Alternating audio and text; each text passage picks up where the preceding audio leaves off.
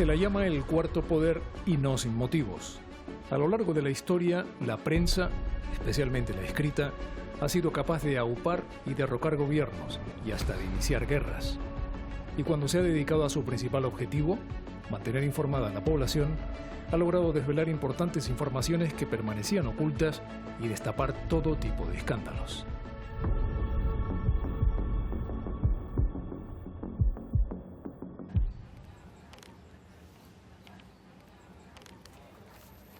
En Canarias los periódicos tienen mucha historia e historias que conoceremos a través de sus propios protagonistas. Y aprovecharemos la ocasión para descubrir algunas curiosidades de los diarios de las dos capitales canarias que aún hoy siguen editándose. Bienvenidos a una edición muy especial de Objetivo Canarias.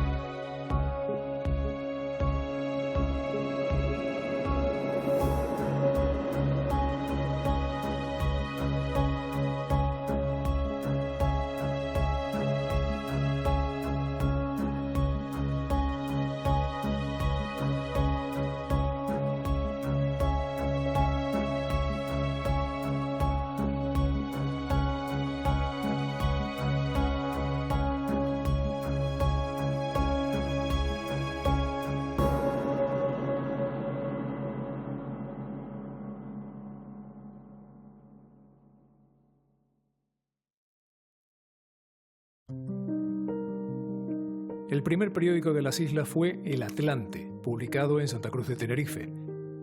Pero si queremos tener una visión global sobre los orígenes de la prensa en Canarias, tenemos que dirigir la vista a la isla de La Palma.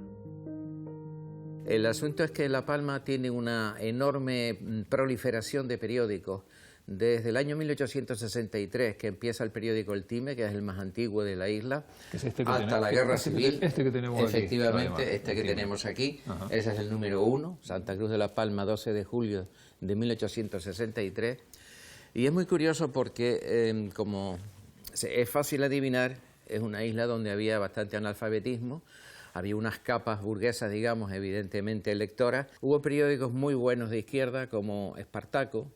Hubo periódicos satíricos como El Pansista, hubo periódicos, digamos, más conservadores como Diario de Aviso, que es hoy el decano de la prensa de Canarias. Hubo periódicos también muy católicos, hubo periódicos, digamos, sindicales, hubo periódicos literarios, hubo una variedad de títulos importantes estudiados por Juan Régulo y se llega a la cifra de 123. La Palma en ese momento, con su pequeña población, era la isla donde se publicaban más periódicos, y hasta ya avanzado el siglo XX, 1909, 1910, todavía se publicaban en Santa Cruz de La Palma hasta 7 y 8 periódicos simultáneamente.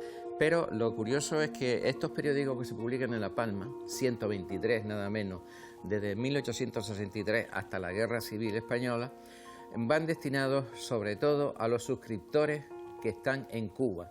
Son palmeros que han conseguido un cierto papel en la vida, han conseguido una cierta posición social, y desde allí fomentan muchas campañas en favor de su isla natal, en favor de que haya colegios, que haya carreteras, que haya centros asistenciales. Entonces, gran parte de la tirada del periódico El Time, que siempre fue una tirada muy corta, de apenas 100, 200 ejemplares, como mucho, iban destinados a los suscriptores que estaban en Cuba, que fueron además los que hicieron una suscripción para comprar la imprenta, que la compraron en Londres y la trajeron a la isla de La Palma. Esta imprenta sobrevive durante un tiempo hasta que, claro, cuando llega la Guerra Civil la convierten en chatarra. Lógicamente, las ideas siempre son peligrosas, ¿no? Me contabas que la mayoría de esos periódicos eran para exportar, eran para llevarlos a América, pero me imagino que habría gente en la isla que sí que estaba interesada en saber cuál era el contenido y no sabían leer. ¿Cómo se enteraban de lo que se publicaba?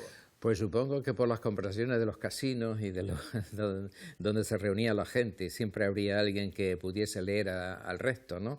Que esto también se da mucho en las tabaquerías, en las fábricas de tabaco que había en Santa Cruz de la Palma en la época. Cogiendo el mismo ejemplo que había en Cuba, siempre había un lector que entretenía a los obreros mientras estaban trabajando y les leía pues la Biblia o una novela, un folletín. En fin, es una cosa que se da mucho en Cuba y también en La Palma.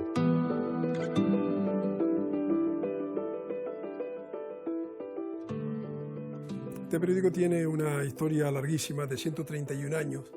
O sea, que empezó en julio del 1890, ha pasado por estos 3 siglos, digamos, entre guerras y demás, y fue un acto de heroicidad de un grupo minoritario de gente en la isla de La Palma, concretamente de José Esteban Guerra Serpa, que era hijo de tipógrafo, y que el hombre lanzó la aventura del periódico. El periódico nace el 1 de julio de 1890 con un nombre, con una mancheta, con la cabecera de El Artesano, como un poco homenaje a esa actividad. Y el día siguiente, el número 2, ya cambian el nombre y se llama Diario de Avisos. Y la justificación que ponen es por causas ajenas a nuestra voluntad. Algún problema se produjo con el nombre del artesano, entonces optan por Diario de Avisos y desde entonces, desde el número 2, desde el 2 de julio de 1890 hasta nuestros días, ya se quedó como Diario de Avisos. Es un periódico que empezó como tantísimos periódicos que luego desaparecieron, pero este ha ido encadenando episodios y propietarios a lo largo de la historia y ha llegado hasta nuestros días. 131 años después se mudó de La Palma a Tenerife, justo en la transición política española, y luego se convirtió en un periódico de Tenerife con vocación canaria y con mucha vocación palmera. Diario de Avisos es un periódico que tuvo siempre muy en cuenta que tenía que defender a la isla de Tenerife. Lo tenemos en cuenta ahora. Nosotros, de hecho, en nuestra cabecera ponemos el periódico de Tenerife. Defender a la isla de Tenerife en una autonomía no significa defenderla sin el resto de Canarias. Es decir, es saber decirle a los lectores, estamos en una comunidad que por suerte ha superado el pleito insular, que se ha incardinado una autonomía que es una autonomía en la que convivimos todos, pero por razones geográficas y de proyección, nuestro mercado fundamental está en la isla de Tenerife.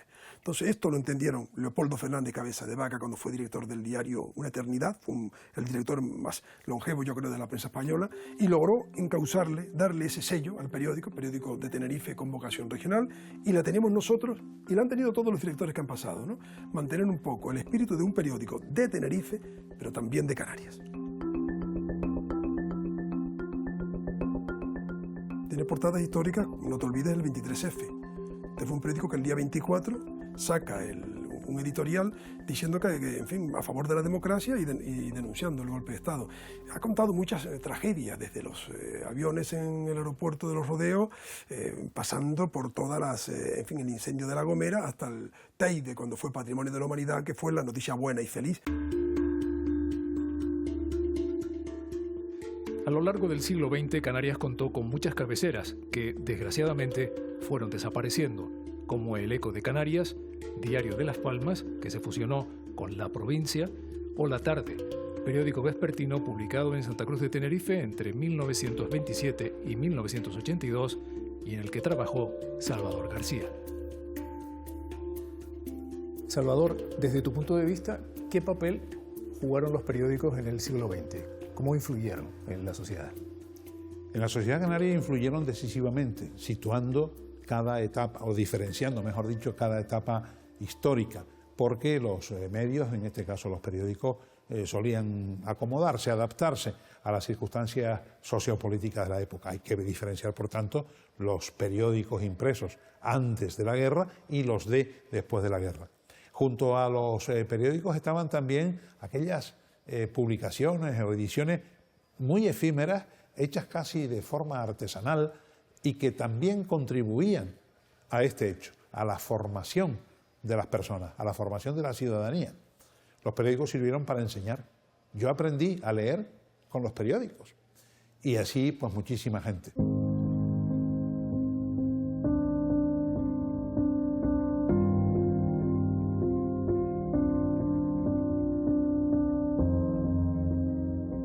Los periódicos fueron perfeccionándose, su confección no era sencilla, su tamaño tampoco. Recuerdas aquella tamaño sábana, ¿no?, que se utilizaba muchísimo, blanco y negro, hasta que las nuevas tecnologías fueron introduciéndose y los periódicos, tanto en su concepción informativa como en su propia confección, fueron dando unos saltos significativos. Pasaste por el periódico de la tarde, sí, uno de los vespertinos que hubo en Canarias en su momento. Que desaparece efectivamente en 1982, si no recuerdo mal. ¿Qué recuerdas de aquellos años de la tarde? Fue una auténtica escuela.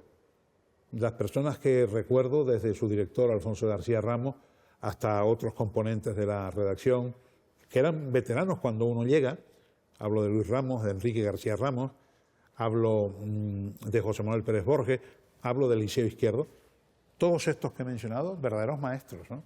Y de todos aprendí, porque se esmeraban también en que quienes poníamos la firma al pie de una información, de una entrevista, de lo que fuese, fuimos, por lo menos yo, conscientes de que no se puede escribir alegremente y sin que alguien te asegure que lo que has escrito pues está bien y es publicable, en definitiva, ¿no? Creo que eso se echa en falta hoy, me da la impresión, de que no existe ese rigor, esa severidad, me permitiría decir, ¿no? Antes, elaborar una información tenía un proceso que era larguísimo. O sea, hoy entras en Internet, antes no lo había. Hoy tienes un ordenador que ya te corrige incluso el texto si es necesario y te lo maqueta también. Antes no era así. Había todo un proceso que era casi artesanal. ¿Cómo era? Descríbenos cómo era. Hacer un periódico. Digamos, el proceso de producción. El proceso de producción. Era difícil, en efecto. Primero, porque era necesario que el periodista, el reportero, estuviera allí, en el lugar de los hechos. Admiro hoy a quienes entonces, en aquellos años, bueno, pues iban a un pleno y estaban 6 horas. Hoy no se va al pleno de un ayuntamiento, hoy te mandan la nota hecha. Después de todo esto, había que sentarse en la máquina de escribir que a veces se tenía en casa y si no, en la redacción. Tecleábamos, eso se tardaba mucho más que ahora con el ordenador, mucho, pero muchísimo más. Después de concluida la crónica, el comentario, la entrevista, lo que fuese, todos esos géneros debía cultivarlos un reportero que se llamaba todoterreno. Después de eso había que someterlo, lógicamente, a la revisión y a la corrección de quienes tenían esa facultad.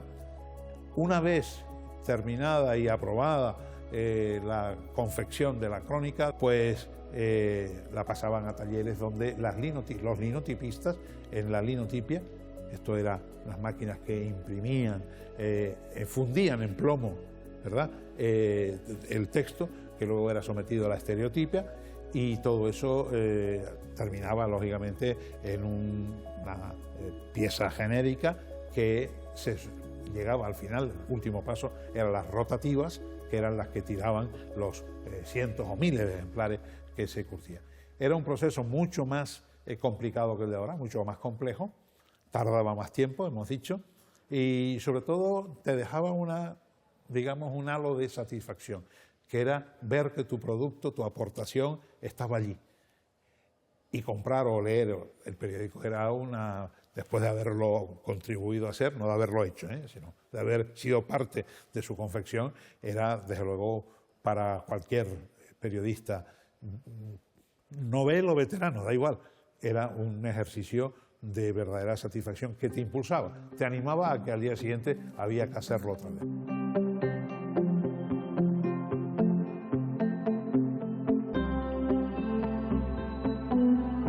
La provincia comenzó el 1 de mayo de 1911 y los orígenes están vinculados pues, al centralismo de la provincia única que existía en Canarias.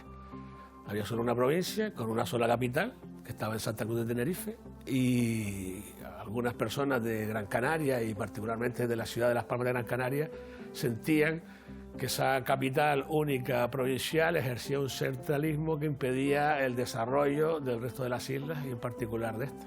Entonces el periódico nace de ahí su nombre, La Provincia, con un cierto espíritu de que la provincia única se convierta en 2 provincias, la de Santa Cruz de Tenerife y la de Las Palmas. Finalmente desapareció la provincia en 1955, que por las circunstancias de la época, escasez de papel, escasez de materias primas, no había papeles para los periódicos que se editaban en esta isla y primaban sobre todo la necesidad de darle ese papel a los medios que eran del régimen.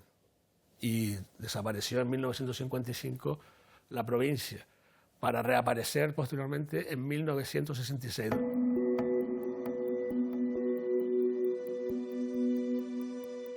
Universidad de Las Palmas de Gran Canaria ya es sin duda una de las mejores portadas, yo diría que la más importante, incluso superaría a la propia creación de la Universidad de Las Palmas de Gran Canaria cuando esta se crea, porque todo ese proceso de creación de la Universidad de Las Palmas de Gran Canaria también es un esfuerzo titánico de muchos sectores de la sociedad gran canaria y algo que a esta casa le gusta recordar cuando llegan efemérides, ¿no?, en torno a la creación de la Universidad de Las Palmas de Gran Canaria.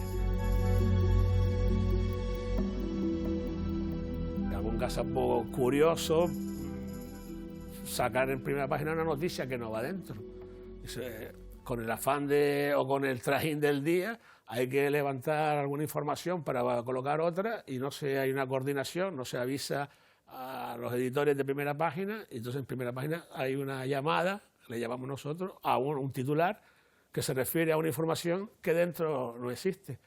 Pero bueno, antes le llamaban a estas cosas, cuando yo era más joven o incluso antes de llegar yo al periódico, le llamaban duendes de la imprenta.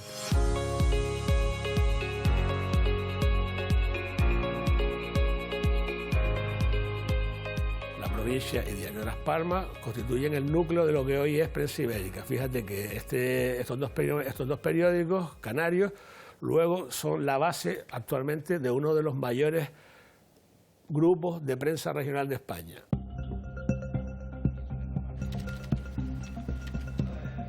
El periodismo en Canarias, como en el resto del mundo, fue durante muchos años una profesión eminentemente masculina, aunque no exclusiva. Prueba de ello es Carmen Ruano, que en 2007 se convirtió en la primera directora de un diario en las islas, La Opinión de Tenerife.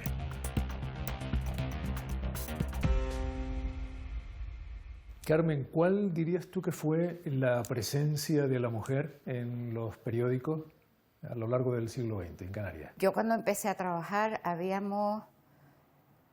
en Diario de Avisos, que fue donde yo comencé la carrera profesional, por así decirlo, habíamos 2 mujeres, después se incorporó una tercera, digamos que era testimonial. Las mujeres teníamos en aquel momento, cuando yo empecé, las secciones más, las Marías, entre comillas, del periódico. No hacíamos economía, no hacíamos política, evidentemente. Yo cuando empecé, me acuerdo que yo empecé haciendo información de pueblo. Tardó un poco, pero después ya las mujeres se fueron incorporando más. Y yo creo que en la última etapa, por ejemplo, en que yo estuve en el periódico La Opinión, ya las mujeres éramos prácticamente mayoría en los medios. Y ya había mujeres responsables de secciones como economía, jefes de sección, información política. O sea, ahí cambió un poco las tornas.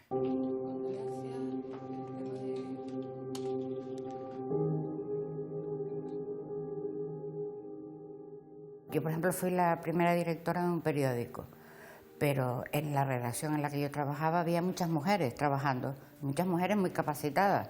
O sea, que era una cuestión de, digamos, de matemática. Alguna vez tenía que tocar y me tocó a mí. También es verdad que asumir un cargo de eso requiere mucho trabajo, mucho esfuerzo, mucha dedicación.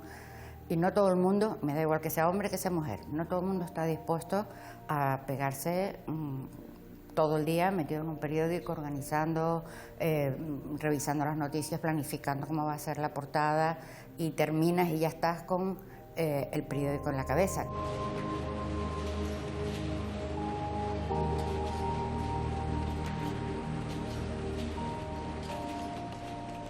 Carmen, te tocó vivir una etapa apasionante en Canarias, con noticias con mucho calado. ¿Cuál dirías tú que es el más importante en el que te tocó trabajar y titular?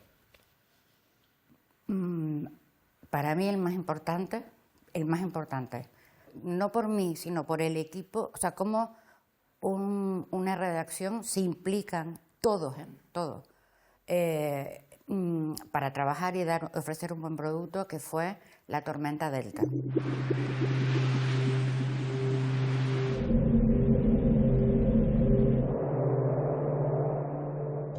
Claro, el periódico se quedó sin imprenta para imprimir porque no tenían grupo electrógeno. Nosotros mismos no teníamos grupo electrógeno y claro, al día siguiente tenías el reto de sacar el periódico y sacarlo con una buena información, porque además era una información que la gente iba a devorar todos los datos que pudiera. Bueno, enchufamos el periódico, enchufamos un eufemismo a un grupo electrógeno que había en un aparcamiento debajo del periódico, trabajábamos por turnos. Por la noche hacíamos la previsión del día siguiente, nunca se me olvidara, con una hilita así de velitas de Ikea para no gastar tanta luz. Se programaba todo para que no estuviera la redacción al 100% trabajando, para que el grupo electrógeno resistiera. La gente vino a trabajar, se implicó muchísimo, hicieron informaciones extraordinarias, aún teniendo a lo mejor su casa sin ventanas porque se las había reventado el viento. Yo, por ejemplo, tardé 2 días en poder volver a mi casa. Ten en cuenta además que el periódico no lo podíamos imprimir en Tenerife. Se enviaba a Las Palmas, se imprimía en Prensa Ibérica y se traía para acá en avioneta de madrugada.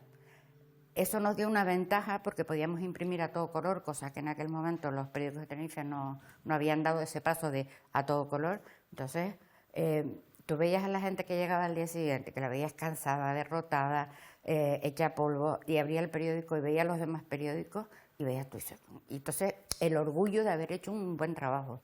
Entonces, para mí ese fue una de las mejores experiencias en prensa.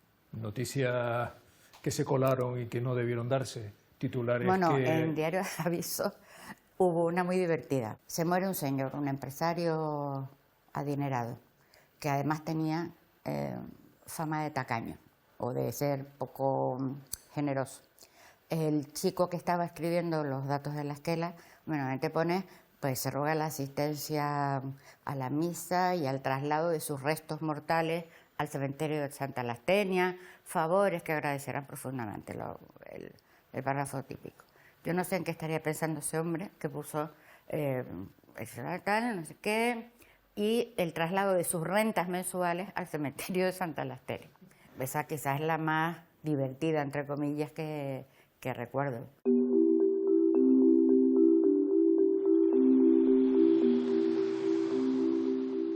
Los orígenes del periódico El Día se remontan a una mañana del día 15 de octubre de 1910. Esto es un proyecto, una empresa familiar que saca adelante Leoncio Rodríguez, bajo la cabecera de la prensa. Viene el alzamiento militar con todo el jaleo y entonces existe una intervención. Con uno de los periódicos de la época se une la prensa con El Amanecer, y de ahí es de donde sale precisamente El Día, que deja de su número, en el número del 14 de febrero de 1939, deja de salir por última vez ya la prensa, y el día 15 de febrero del año 1939 pues retoma bajo la cabecera del periódico El Día. El periódico El Día siempre ha aspirado, y yo creo que hemos estado ahí en ese encuentro con el lector, a ser uno de los 2 o 3 referentes de Tenerife, sin querer ser, sino yo solamente me considero heredero de una generación de grandes periodistas que han pasado por esta casa.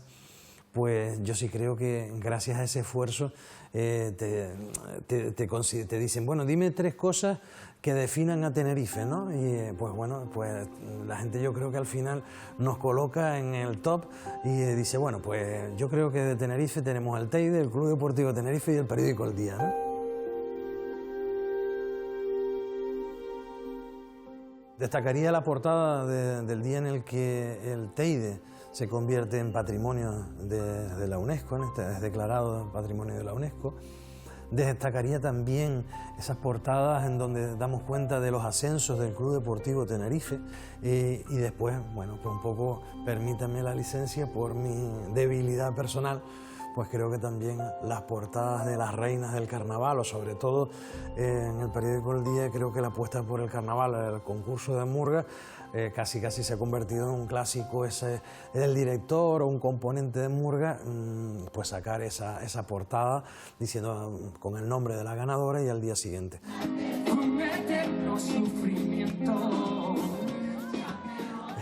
Yo creo que en la mente de muchos compañeros estará la actuación en Buenavista del Norte de un cantante que acababa de salir de Operación Triunfo, era Bustamante, y entonces venía a Tenerife. Nosotros en ese ánimo, era un sábado por la tarde, noche. Nosotros siempre con las prisas de cerrar el periódico y de que saliera la información, ¿no?, al día siguiente. Entonces nosotros dimos tan cumplida respuesta que dijimos que Bustamante había actuado en Buenavista del Norte y que, vamos, se detallaba, el público estaba contentísimo, le pidieron bises y todo. Nada, total que la noche había caído un palo de agua y no se celebró el concierto Bustamante. En Canarias, los periódicos de ambas provincias han cubierto miles de noticias, aunque posiblemente ningunas tan polémicas y con planteamientos tan enfrentados como las que tienen que ver con el pleito insular. Eran años también en los que se hablaba o estaba muy presente el pleito insular entre Gran Canaria y Tenerife. Y resulta que te toca a ti ser la corresponsal del periódico El Día, cabecera de Tenerife, en Gran Canaria. ¿Cómo se puede? Porque eso es tremendo, ¿no? En aquellos años. Te voy a decir, algún día se tiene que escribir la importancia que tuvo la redacción del Día en Canarias jugando una base regional. Además tenía corresponsalías en Lanzarote, Fuerteventura.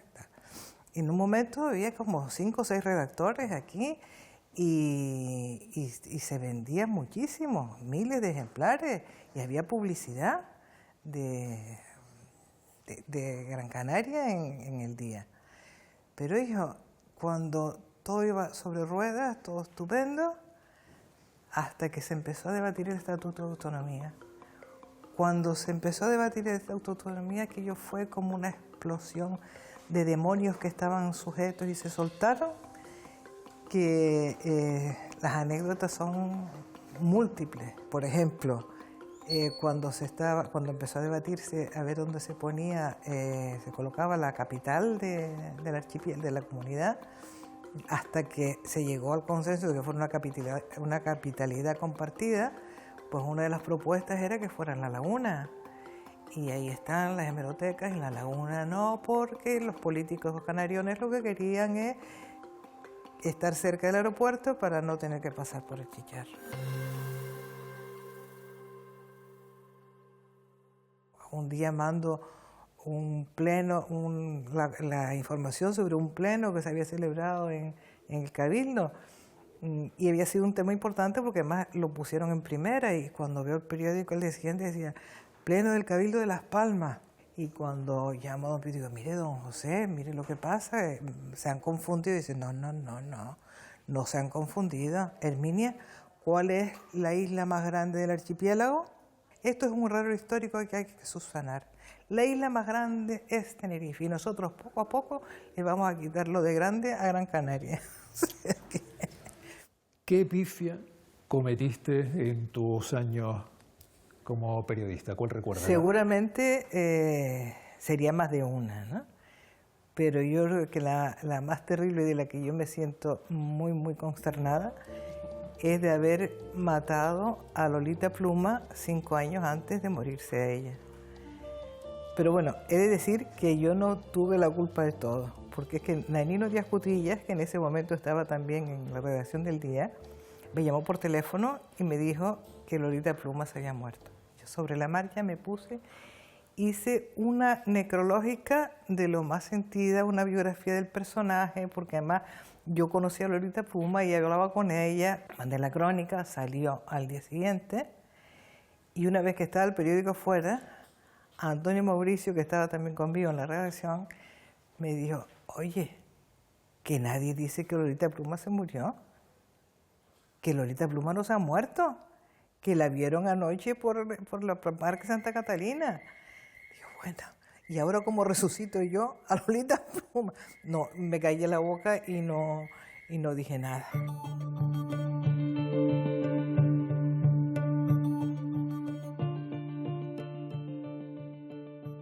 Del 82, el año del triunfo socialista. Las elecciones fueron el 28 de octubre y nosotros salimos el 2 de octubre. La idea de Canarias 7 fue un grupo de empresarios canarios, eminentemente canarios, que decidieron aunar esfuerzos y voluntades y poner en marcha un producto de obediencia canaria, al servicio de Canarias, porque bueno, se presuponía que venía el eco de Canarias, que en lo que entonces se llamaban los medios de comunicación social del Estado, estaba llamado a desaparecer y se quería que existiese un órgano de comunicación, un periódico, para que evitar el peligro del monopolio informativo. Y por eso salió Canarias 7, con esa voluntad de evitar precisamente que hiciese solo un órgano de expresión impreso en las islas, que iba a ser la provincia, ante la desaparición del ECO. Y a partir de ahí pues surge un periódico que ya en su propio origen significó un hito histórico, porque Canarias 7 marcó, digamos, el inicio de una nueva era en el periodismo en Canarias, porque fue el primer periódico en las islas que salía los 7 días a la semana. Era el primer periódico de formato tabloide, que hoy todos son así. El primer periódico que incorporó el color en sus páginas, y entonces aquello fue, digamos, empezó a marcar impronta en lo que sería luego el acontecer del periodismo en general. Nosotros ahí además apostamos por una red de distribución que llegaba a todas las islas de Canarias, por ser fieles, digamos, a la Mencheta, y además con corresponsales, incluso hasta en La Graciosa.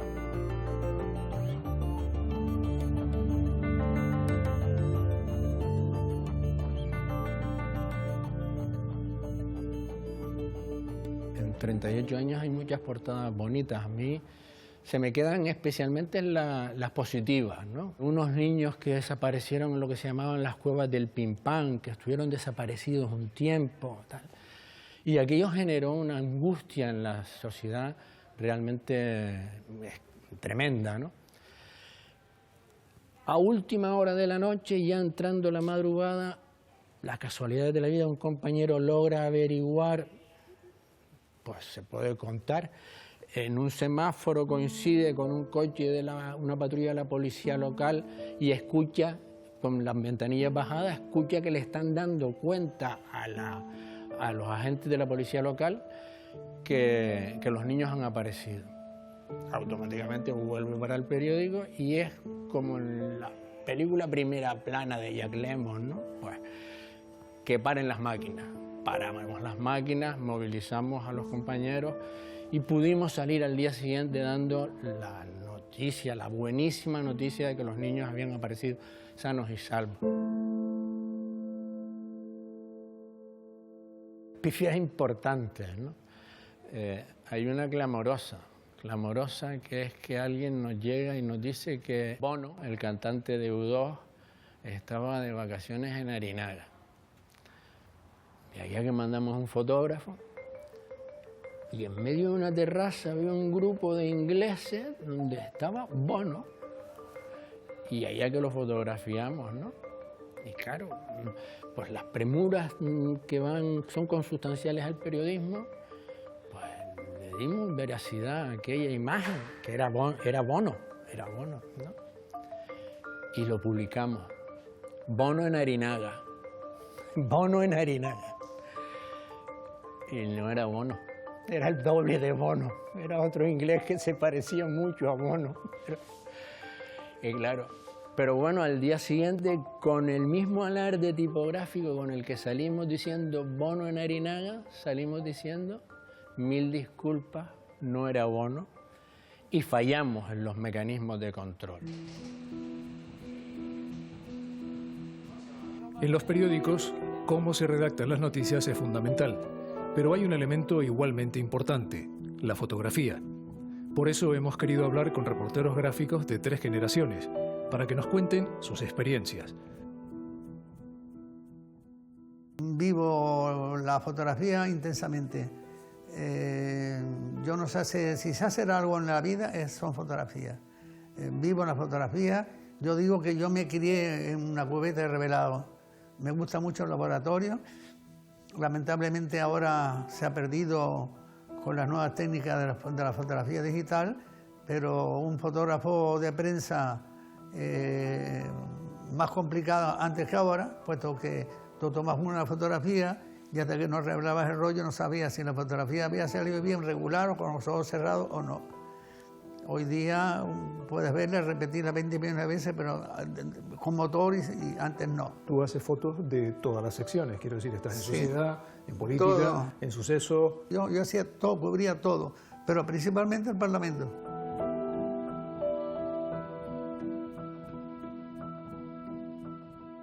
Te llaman el maestro. Bueno, maestro, porque tengo 92 años ya. Bueno, te llamarán el maestro por algo más, porque ya te llamaban de antes también. Yo sé todo lo que ocurre en el Parlamento y cuáles son los puntos a tratar, porque voy a las comisiones y todo eso. Entonces los compañeros me preguntaban cuál era el punto más interesante. Entonces venía, ahora no, 20 dentro de media hora, 1 hora, y le servía, le guardaba las espaldas para decirle, ahora es el momento de hacer tal. En ese aspecto el pleno ha decaído bastante, los plenos, ¿no? Antes eran mucho más fuertes, había unos oradores magníficos, sin subestimar a los actuales, y entonces lograba fotografías muy grandes. Ahora, hoy día, lamentablemente, que me perdonen, se lee mucho. Y tú sabes que leyendo y haciendo una cuestión no se puede hacer, porque tú cuando lees pierdes el momento, ¿no? Cuando levantas la cara, haces una fotografía y más nada, ¿no? Pierdes el gesto, que es lo bueno de la fotografía. Y eso se hace teniendo el discurso aquí y no aquí. Claro.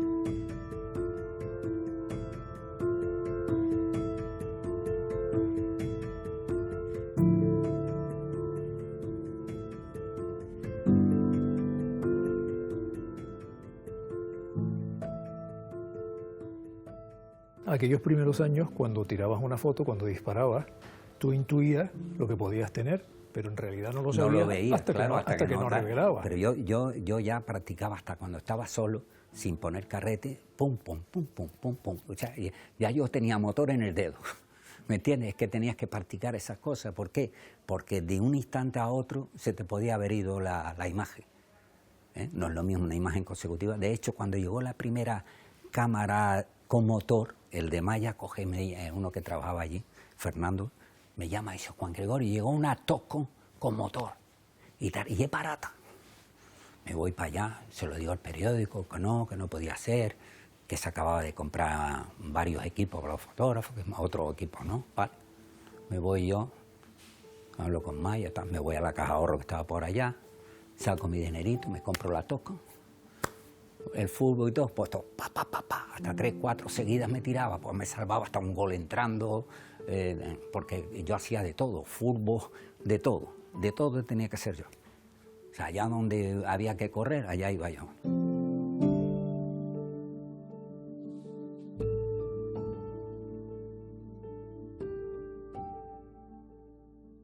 Cuéntame, ¿cómo era ser reportero gráfico en aquellos años? Yo lo veía desde el punto de vista profesional, de captar todo lo que pasaba y que me quería comer el mundo, con la cámara en las manos. Que si tenía que pedir permiso a un balcón a una señora para poder hacer la manifestación desde arriba o lo que fuera, yo me iba media hora antes y me buscaba los sitios donde iba a ir saltando. Esto, la manifestación va a ir del Cabildo allí le van a cortar, porque tenía amigos en otro lado que me decían, no, nosotros de allí no van a pasar del obelisco. ¿Va? Se meten muchos jóvenes, eran las movidas de los estudiantes en esa época. Se meten en un bar que estaba en la esquina del Instituto Tomás Morales, en Tomás Morales, y se meten los grises, que le llamaban, se meten por ahí para adentro y me sacan, me sacan a a una chica agarrada por aquí y se ve el sargento, o era un sargento, yo conocía por los galos, y saca, y la foto es la porra toda doblada de la fuerza que llevaba. Yo era corresponsal entonces de Europa Press. Entonces esa foto sale en ABC, en todos los periódicos importantes en Madrid. Tú imagínate aquí, en primera página. Me llamó Laín Antralgo, que creo que era el gobernador civil, que por qué había hecho yo esa foto. Digo, yo no soy el que tiene la porra en la mano, ¿me entiendes? Yo no soy el que está sacando de un bar a una chica por los pelos y ¿me entiendes? Es que esa foto hizo mucho daño y tal. Digo, no, el que hizo mucho daño fue el policía y tal.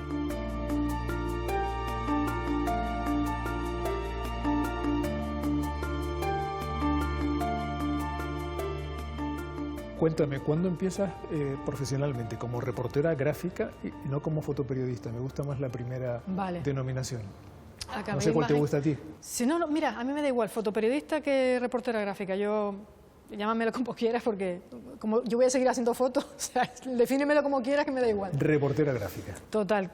Yo acabé Imagen y Sonido en el 93, entonces entré a trabajar en una empresa de comunicación en el 94.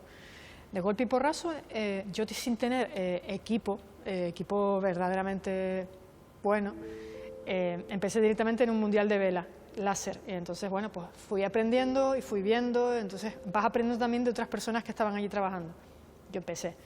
Luego continué, pues hice unas prácticas en la Gaceta, en la antigua Gaceta de Canarias, pues con una gente increíble, con para mí los mejores fotógrafos de Canarias, la verdad que por mucho tiempo, y estuve con ellos, José Luis González, Santiago Ferrero, Juan Correa, Fran González, Pedro Pérez. Yo estaba allí como una niña con ellos, ¿no? Y disfrutando como una loca, la verdad que muy bien. ¿La relación con los colegas de la profesión? Pues mira, yo entiendo que el fotoperiodismo, el reporterismo gráfico es duro, porque hay que estar, la noticia está y tú tienes que captarla, ¿no? Y yo pensé que iba a ser mucho más duro y la verdad que yo nunca tuve una mala experiencia, siempre tuve mucho cariño y mucho respeto de los compañeros.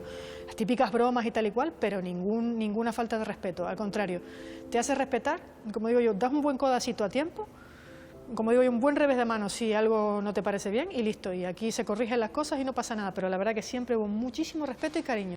María, no necesariamente la foto de la que te sientes más orgullosa es la mejor foto que has hecho en tu vida. ¿De cuál estás más orgullosa o cuál es tu mejor foto? A mí, la foto que de verdad me ha marcado, es decir, puedo haber hecho fotoperiodismo, cosas graciosas, cosas impactantes, fuertes, haber ganado premios, pero yo sigo diciendo que mi foto fetiche, la que yo a veces recurro para tranquilizarme incluso, es una foto que saqué del backstage del circo chino, que se ve, pues lo típico. Fui con mi compañera redactora a hacer un reportaje del circo chino a la parte de atrás, justo los momentos antes cuando se están maquillando, vistiéndose, y entonces de repente había una china allí maquillándose y la verdad que me encantó porque pasó de mí. No se molestó por mi presencia, porque a veces es verdad que yo entiendo que la gente se ponga nerviosa cuando tú estás alrededor como una mosca zumbándole, ¿no? Yo intenté mantener mi distancia, ella siguió con lo suyo, yo saqué una foto que es para mí, ella maquillándose pero con absoluta tranquilidad, y yo a esa foto le tengo un cariño muy especial porque fue el preámbulo de luego mi primera exposición.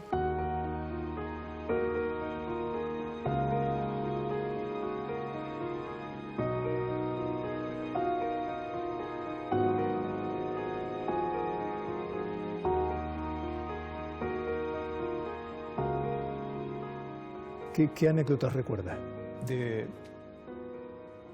todos estos años, desde que empezaste? Hay un montón me imagino que un montón, ¿verdad? Hay un montón de cosas. El incendio del Obispado, a mí aquello me marcó, porque fue el típico suceso que ni siquiera te llaman para que vayas a cubrirlo, llaman a todos menos a ti.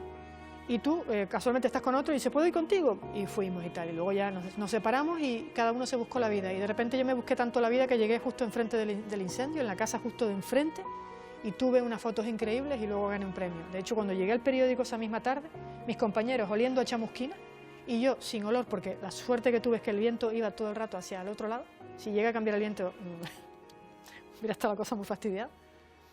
Pero para mí aquello fue increíble. Cuando asististe a todos esos momentos claves de la historia política de Canarias, ¿fuiste consciente de que no solamente eras un testigo, sino que además tenías que dar cuenta de aquello y ser responsable con lo que estabas contando con la imagen? Sí, sí lo eres, sí lo eres. Tú intentas hacer tu trabajo lo más profesional posible. Ni de un lado ni de otro. Tú, informar.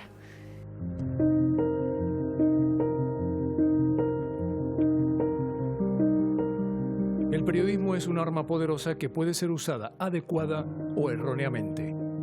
No pequemos de ingenuos, siempre habrá quienes decidan utilizarlo para su propio beneficio, pero es algo más propio de corporaciones y poderes superiores que de los profesionales del medio. Esas personas que decidieron dedicarse al periodismo por vocación, porque querían contar cosas importantes y contarlas bien. En Canarias tenemos muchísimos ejemplos, de los que hemos elegido unos pocos, en representación de los cientos de hombres y mujeres que a lo largo de las décadas han trabajado para dignificar una profesión, la suya, logrando que se convierta en algo de todos.